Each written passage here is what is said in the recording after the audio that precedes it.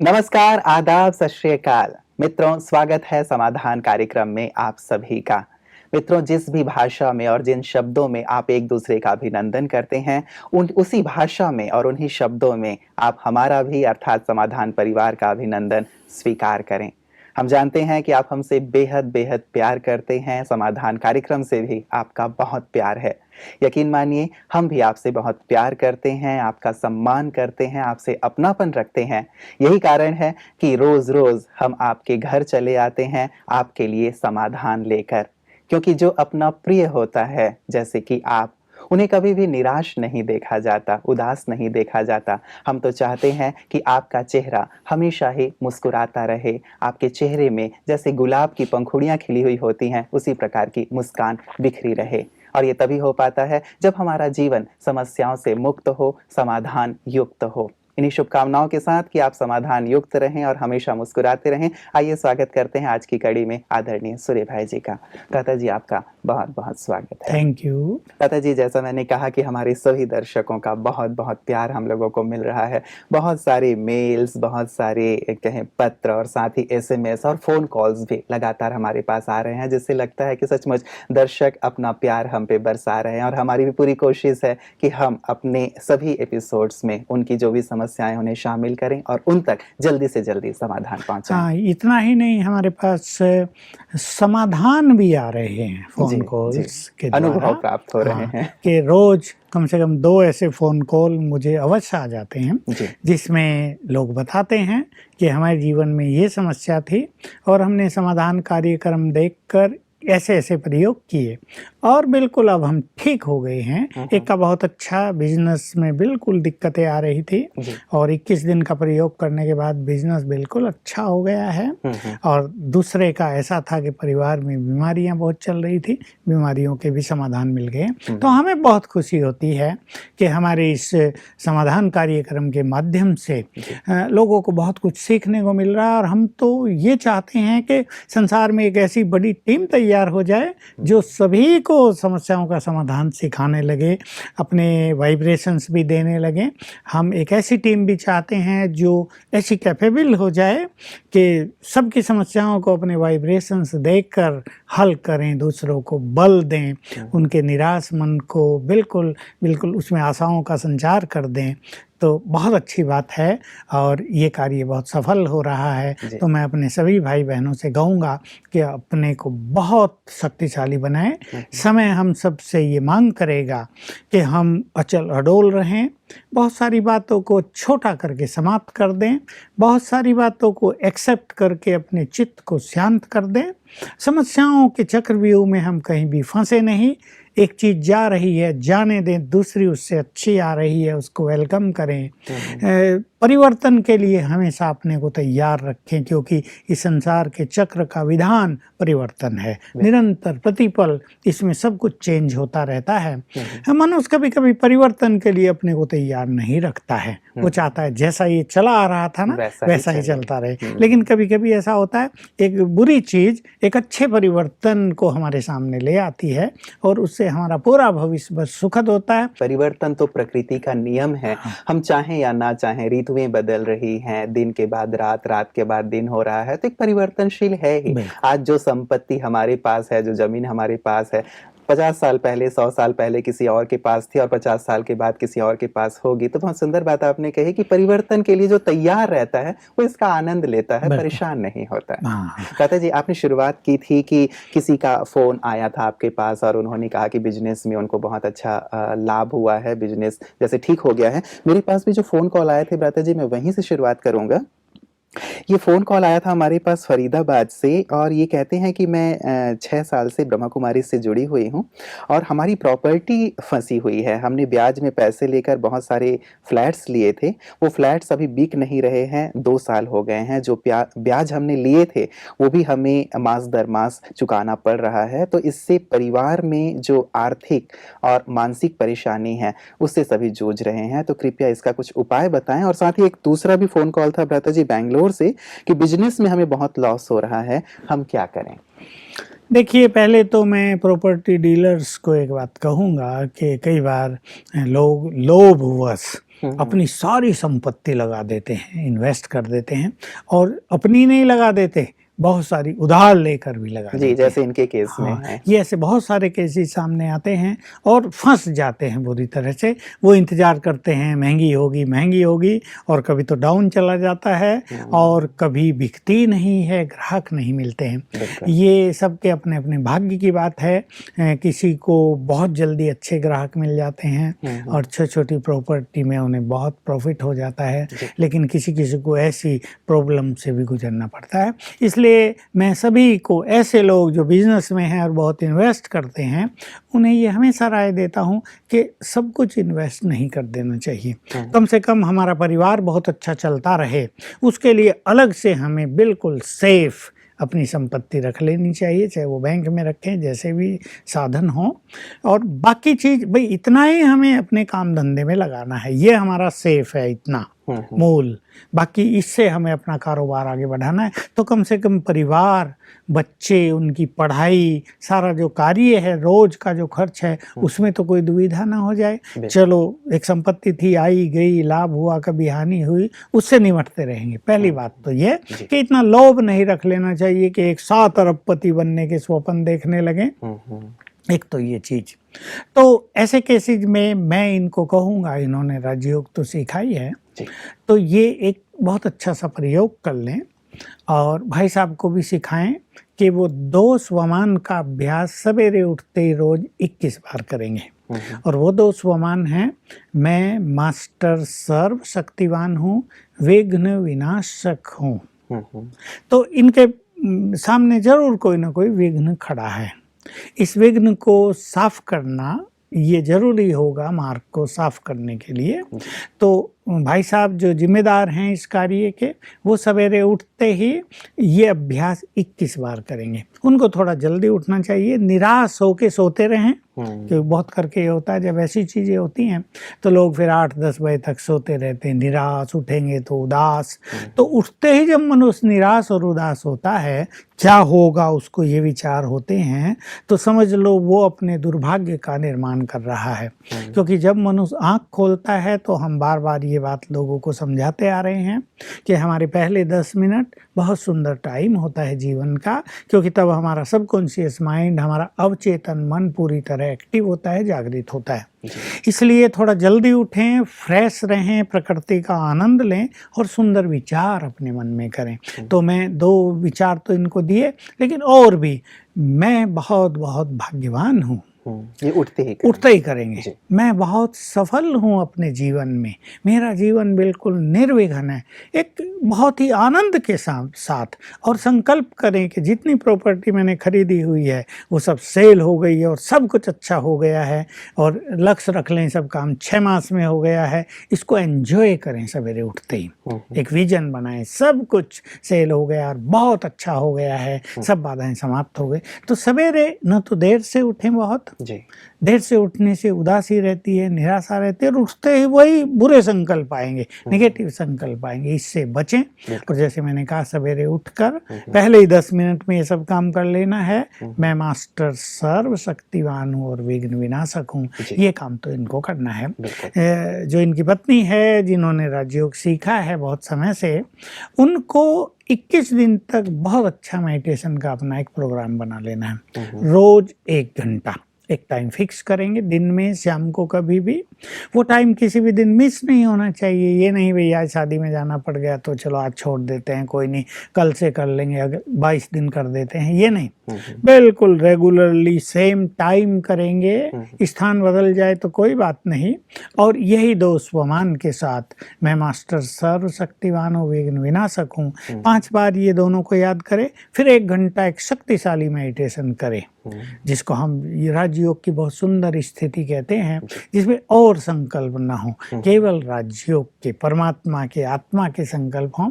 तो ये जो इनकी योग की शक्ति होगी, वो उस विघ्न को नष्ट करेगी। उनके संकल्प काम करेंगे, इनकी योग शक्ति काम करेगी, और निश्चित रूप से इनके कार्य में इन्हें सफलता मिल जाएगी। और दूसरे केस में भ्राता जी, जो बिजनेस में लॉस हो रहा है, वो भी इस विधि को अपना सकते हैं। वो इस विधि को भी अपनाएं और थोड़ा सा क्षमा भाव का भी अभ्यास करें कि जिन लोगों को इन्होंने दे दिया है पैसा या माल दे दिया है, पैसा नहीं आ रहा, उनके लिए भी दुआएं दें कि ये भी धनवान हों और इनका जीवन भी बहुत सुखी हो, इनके भी भाग्य का सितारा चमके।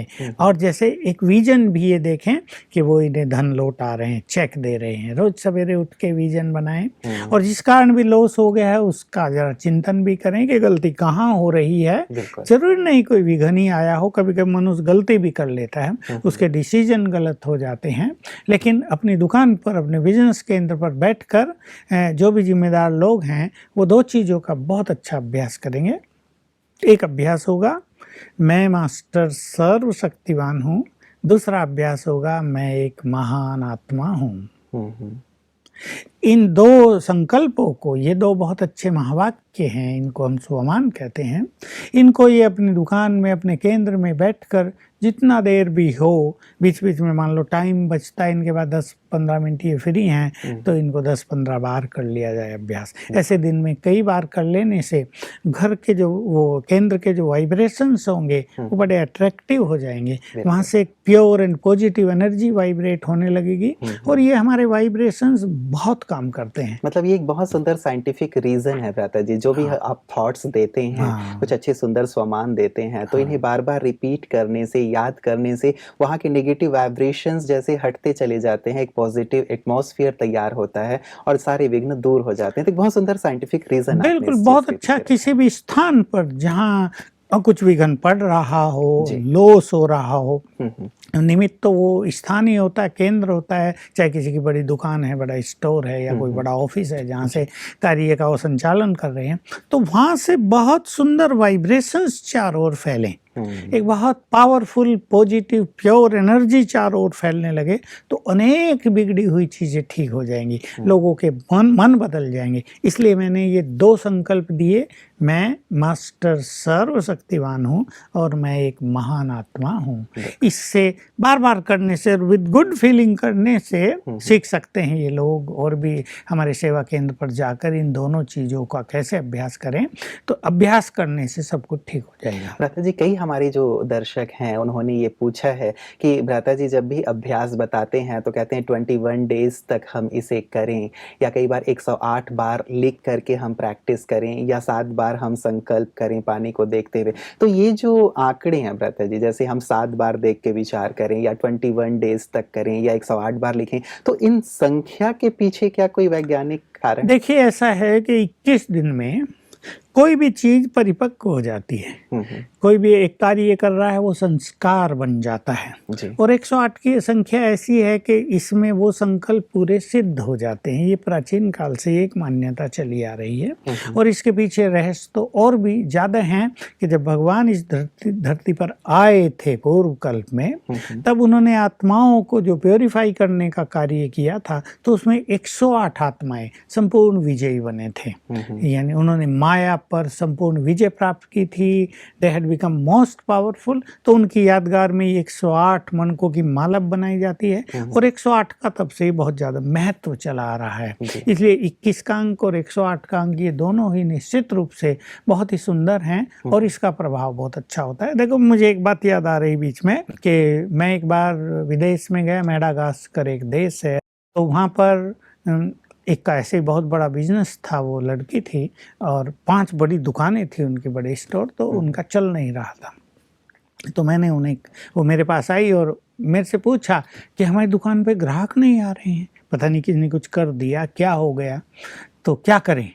तो मैंने कहा कल सवेरे से जब आप दुकान खोलो, अपने गद्दी पर बैठकर, कुर्सी पर बैठकर शुरू कर देना, मैं एक महान आत्मा हूँ, और जो भी सामने दिखे, 5 उनके वर्कर्स उनके साथ रहते हैं, उनको या जो भी सामने दिखे ये सब आत्माएं हैं। ये 2 प्रैक्टिस करना और फिर हम आपकी दुकान पर आएंगे 11 साढ़े 11 बजे।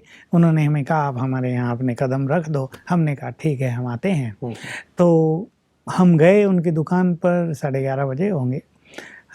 तो उनकी दुकान पे इतने ग्राहक थे कि उन्हें हमें देखने की फुर्सत ही नहीं थी। जब हम उनके बिल्कुल पास चले गए तब उन्होंने कहा, अरे आप लोग आ गए, देखो कितना अच्छा हो गया, मैंने सवेर से अभ्यास किया और आज हमारी दुकान पर ग्राहकों की भीड़ लगी हुई है कि हम सॉरी आपको भी नहीं देख पाए। तो देखिए ये जो सुंदर संकल्प हैं जिनसे गुड वाइब्रेशंस क्रिएट होते हैं, इनका इफेक्ट जबरदस्त है। ये बात अब से 10-12 साल पहले की होगी, 12 साल पहले की।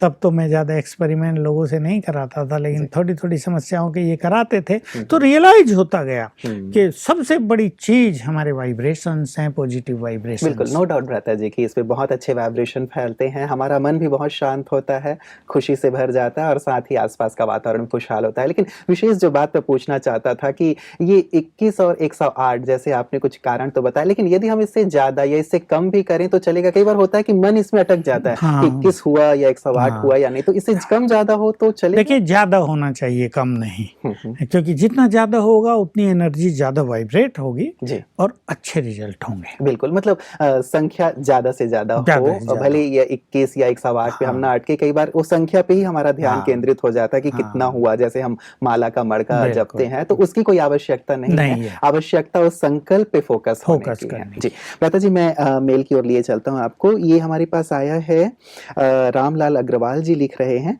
और ये कहते हैं कि मैं ईश्वरीय विश्वविद्यालय से 10 वर्षों से जुड़ा हुआ हूँ। पिछले वर्ष हमने अपनी लड़की की शादी की, लेकिन थोड़े ही दिनों के बाद उसके पति ने सुसाइड कर लिया। तब से मेरी बेटी डिप्रेशन में है, सारे दिन कमरे में बंद रहती है, किसी से बातचीत भी नहीं करती। समझ में नहीं आता कि हम क्या करें। बहुत एक बुरी घटना इसके साथ हुई। बिल्कुल, लड़की का डिप्रेस होना तो नेचुरल है। उसने अपने भविष्य के बहुत सुंदर स्वप्न देखे होंगे और ये भी तो समझ में नहीं आता कि हुआ क्या। हो सकता है कोई कारण ऐसा हो गया हो कि ये अपने को उसका बहुत जिम्मेदार समझती हो कि मेरे कारण मेरे पति ने ऐसा कर लिया है, या किसी और के कारण हुआ हो। कारण तो इन्होंने वर्णन नहीं किया, पर जब मनुष्य डिप्रेशन में आता है तो कहीं ना कहीं उसकी भावनाओं पर बहुत गहरी ठेस लगती है। और अब इन्होंने तो अपने जीवन की शुरुआत ही की थी और पति पत्नी का संबंध और अभी शुरुआत का संबंध तो निश्चित रूप से बहुत बुरी घटना है। लेकिन अब इनको ये सोचना ही चाहिए कि जो कुछ हो गया, चाहे किसी भी कारण हुआ, किसी के भी कारण कोई भी उसका निमित्त बना, कोई घटना ऐसी हो गई जिसने वैसा कर लिया, लेकिन अब तो हमें अपने भविष्य को सुंदर बनाना है। एक ही घटना पर तो हमें ठहर नहीं जाना है, क्योंकि जीवन यहीं तो समाप्त नहीं हो जाता। अगर ये भी डिप्रेशन में आ गई तो एक डबल चीज हो गई ना। उनके माँ बाप पहले ही कितने दुखी और अशांत होंगे कि हमारे यंग बच्चे ने सुसाइड कर लिया, फिर बहू डिप्रेशन में, उसको भी संभालना, वो अपने को संभालें या इनको संभालें। इधर ये इनका परिवार, इनके माता पिता भले ही उन्होंने ज्ञान लिया है, लेकिन ये भी परेशान होंगे। तो एक बहुत बड़ी चीज हो जाती है। तो इनको चाहिए कोऑपरेट करें, अपने साथ कोऑपरेट करें, अपने माँ बाप के साथ, अपने सास ससुर के साथ, और अपने को निकालें इस चीज से। बड़ी बड़ी घटनाएं संसार में होती हैं, बहुत बड़ी बड़ी चीज़ें हो जाती हैं। मुझे एक घटना और याद आ गई ऐसे, पंजाब में कभी जब आतंकवाद चल रहा था तो एक ऐसे ही बिल्कुल यंग कपिल था, उसकी लड़की भी मुश्किल से शायद 2 ही साल की थी और उसके पति को गोली मार दी गई आतंकवादियों के द्वारा। और उसकी माँ ऐसे ही ज्ञान योग में आती थी। उन्होंने 7 दिन का अपने यहाँ प्रोग्राम रखा, बहनों को बुलाया, सत्संग कराया, इनका चित्त शांत हुआ।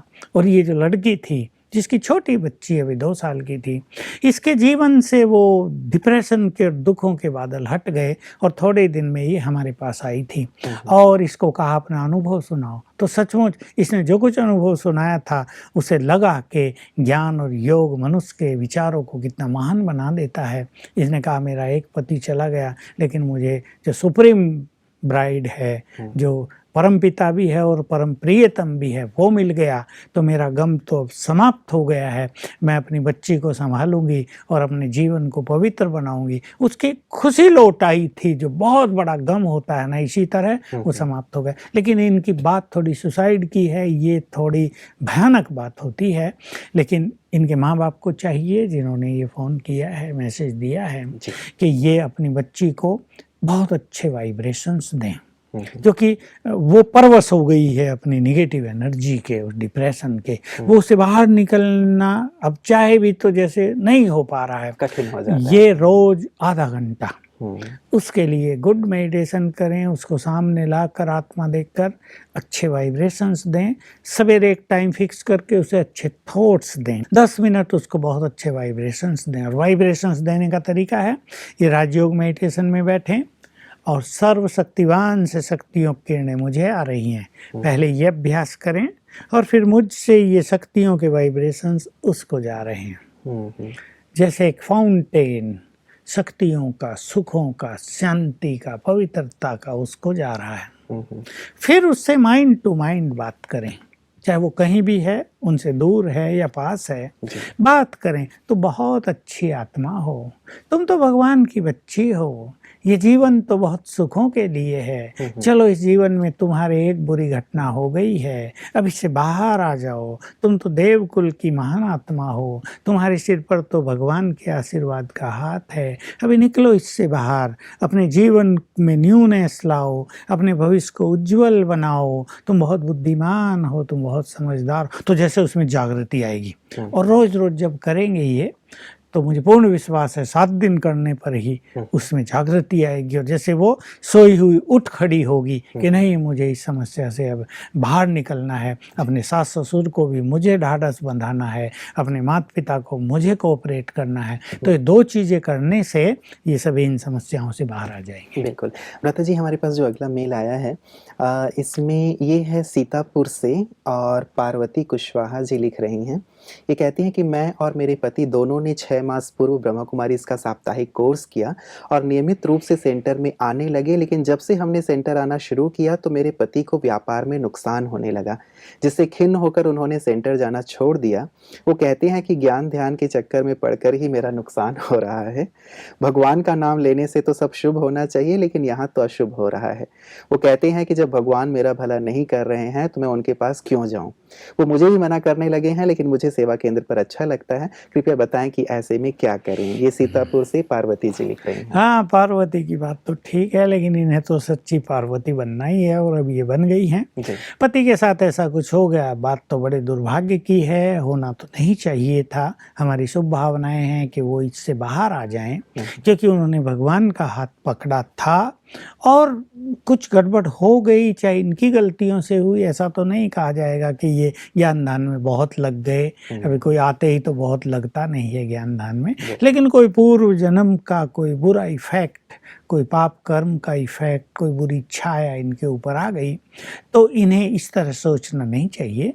जीवन में कभी कभी ऐसा होता है कि जब ईश्वरीय पथ पर कोई व्यक्ति चलता है तो शुरू में ही परीक्षाएं देनी पड़ जाती हैं, कुछ बाधाएं आने लगती हैं उनको रोकने के लिए, ताकि उनका प्रभु मिलन न हो। जैसे हम भक्ति में भी सुना करते थे कि कोई तपस्या कर रहा है तो बहुत सारे राक्षस आकर के उसके तपस्या में व्यवधान डाला करते थे। तो ऐसा ही कभी कभी किसी के साथ हो जाता है, बाद में तो बहुतों के साथ होता है, पर किसी का दुर्भाग्य ही ऐसा है, मैं इसको दुर्भाग्य कहूँगा, कि जैसे ना सिर मुंडाते ही ओले पड़े तो ऐसा हो जाता है। लेकिन इन्हें समझदारी से काम लेना चाहिए कि भगवान की कृपा तो इन पर बरस ही रही है, उसका हाथ इन्होंने थामा है, तो उसका वरदानी हाथ, उसकी दुआओं का हाथ, उसकी ब्लेसिंग्स इनके साथ है। अगर व्यापार में थोड़ा कुछ हुआ है तो उसका समाधान हो सकता है, लेकिन ये भगवान का हाथ न छोड़ें। अंततः वही तो हमारा परम कल्याणकारी परम हितैषी है। और पार्वती जी अपने मार्ग पर बिल्कुल निर्विवाद रूप से, निष्कंटक रूप से आगे चलती रहें, और इनके योग के वाइब्रेशंस व्यापार को भी ठीक करेंगे और इनके पति को भी फिर से सन्मार्ग पर लाने के लिए अच्छी प्रेरणाएं देंगे। लेकिन भ्राता जी, जैसे हमने शुरुआत की और शुरुआत करते ही यदि कोई घटना हो जाती है तो कहीं ना कहीं हमारे अंतर मन में वो बात घर कर जाती है कि शायद ऐसा मैंने किया, या इसका मुंह देखा इसलिए काम बिगड़ा, यहाँ हमने जाना शुरू किया तो ये हो गया। तो ये एक बात आ ही जाती है, इसको कैसे दूर करें? इनका सोचना तो बिल्कुल ठीक ही है, उसमें तो कोई गलती नहीं। हाँ। मनुष्य कहीं भी जाता है और ऐसे कुछ ईश्वरीय बुरा मार्ग बुरी पे घटना जाता हो है जाती है। तो वो चाहता है कि अब उनके दिन चमकने लगे, उनके भाग का सितारा बुलंदियों पर पहुंचे। जी। लेकिन अगर कुछ ऐसा होता है तो लोगों से भी उनको सुनना पड़ता है और निश्चित रूप से उनके मन में भी थोड़ी निराशा की भावनाएं आती हैं। जी। लेकिन कभी-कभी ऐसा भी हो जाता है, जी। इसलिए इससे घबराएं नहीं और निरंतर अपने पथ पर आगे बढ़ें तो ये दिन बीत जाते हैं, कोई ऐसी बात नहीं है। खराब दिन भी मनुष्य के सामने आते हैं, लेकिन सब कुछ बदल रहा है, सब कुछ परिवर्तनशील है, इनका भी सब कुछ बदल जाएगा। बिल्कुल, हमारी भी यही शुभकामना है कि जो भी इनके सामने परेशानी आई है पार्वती जी के आगे, इनके पति के आगे, वो परेशानी जल्दी से जल्दी दूर हो जाए। भ्राता जी, आपका बहुत धन्यवाद तमाम दर्शकों की ओर से। मित्रों, ऐसा नहीं है कि हमने एक अच्छे कार्य की शुरुआत की और हमारे व्यवहार में नुकसान होने लगा या हमारी तबीयत खराब हो गई। ये तो वास्तव में कोइंसिडेंस हम इसे कह सकते हैं। वास्तव में परमात्मा तो हमारे परम पिता हैं, हमारे कल्याणकारी हैं और जन्म-जन्म से हम उनके लिए गाते आए हैं कि त्वमेव माताश्च पिता त्वमेव।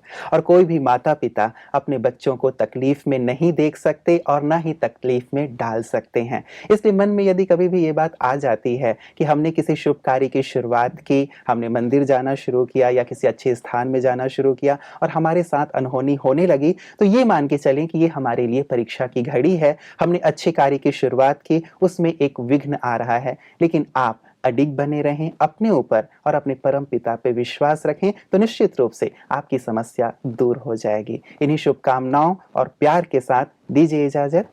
नमस्कार।